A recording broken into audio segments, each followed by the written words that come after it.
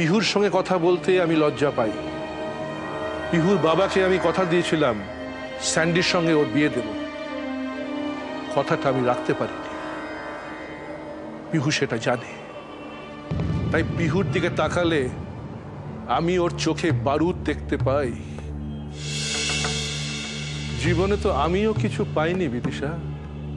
হ্যাঁ, টাকা আছে, অনেক টাকা, কিন্তু নিজের পছন্দের মেয়ের সঙ্গে আমার ছেলের বিয়ে দেওয়ার ইচ্ছাটা পর্যন্ত আমি পূরণ করতে পারি না।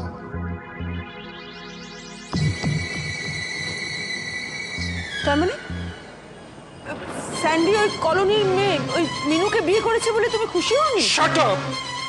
আমি তা বলিনি। তোমার সঙ্গে কথা বলার স্পৃহাটাই আমার চলে যাচ্ছে। তুমি লিভ ইট।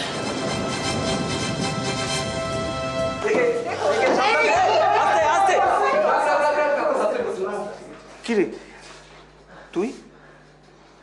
আমি তোর পাশেই আছি রাজু, আমি আছি। আরে রাজু, ম্যাগানো চলে এসেছে, চল। তানিয়া শোনো, বলছি যে ওই ছোটখাটো জিনিসগুলো একটু গুছিয়ে নাও না।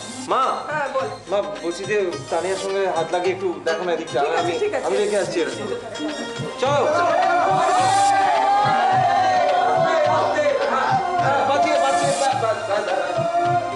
মিনু, দিনকে দিন তুমি এরকম কেন হয়ে যাচ্ছ? এত চুপচাপ তো তুমি থাকো না, অথচ চুপচাপ রয়েছো। সাধারণ একটা প্রশ্ন জিজ্ঞাসা করলাম, তার এরকম খোঁচা মারা উত্তর।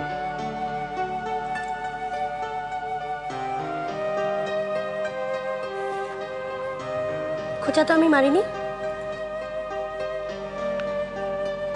আজকাল তুমি আমার সাথে যেরকম ভাবে কথা বলো, আগে সেরকম ভাবে বলতে। এখন প্রশ্নের মধ্যে জানার ইচ্ছে কম, স্বামীর অধিকার বেশি।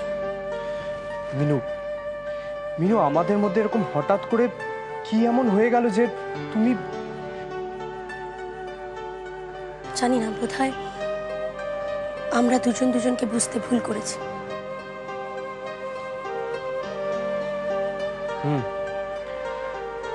তাই হবে হয়তো। চলি। পিহুকে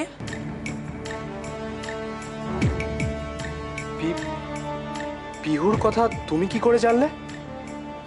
কেন না জানলে সুবিধা হতো?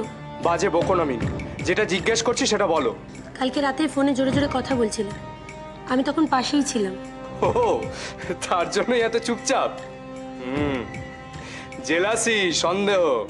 কাল তো আমার সাথে খুব ঝগড়া করছিল, আর যখন ফোনটা আসলো তখন এমন ভাবে কথা বলছিল হেসে হেসে, যেন কিছুই হয়নি। যে মানুষ ফোন করে মুড চেঞ্জ করে দিতে পারে, তাকে জেলাসি নয়, সমীহ করতে হয়। তাই জিজ্ঞাসা করছিলাম, ইচ্ছে হলে বলো। পিহু, পিহু আমার ছোট্টবেলার বন্ধু, আমাদের প্রতিবেশী ছিল। আমরা একসাথে বড় হয়েছি, এক ক্লাসে পড়তাম, কিন্তু স্কুলটা আলাদা ছিল। তাছাড়া একই টিচারের কাছে আমরা পড়তে যেতাম। তারপর একদিন ওরা এখান থেকে চলে গেল। পিহু কিন্তু আমার সঙ্গে ঠিক যোগাযোগ রেখেছে। অদ্ভুত মেয়ে, অদ্ভুত ক্ষমতা আছে, যে কোনো মানুষের মন ভালো করে দিতে পারে। তাছাড়া একটু খ্যাপাটেও আছে। কোত্থেকে খবর পেয়েছে আমি ফিরে এসেছি, তাই আমাকে ফোন করেছিল।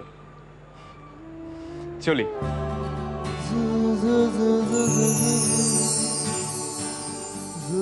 হৃদয়নগরের বাতাসের গন্ধ নতুন ফ্ল্যাটের বারান্দায় দাঁড়ালে পাবো তো?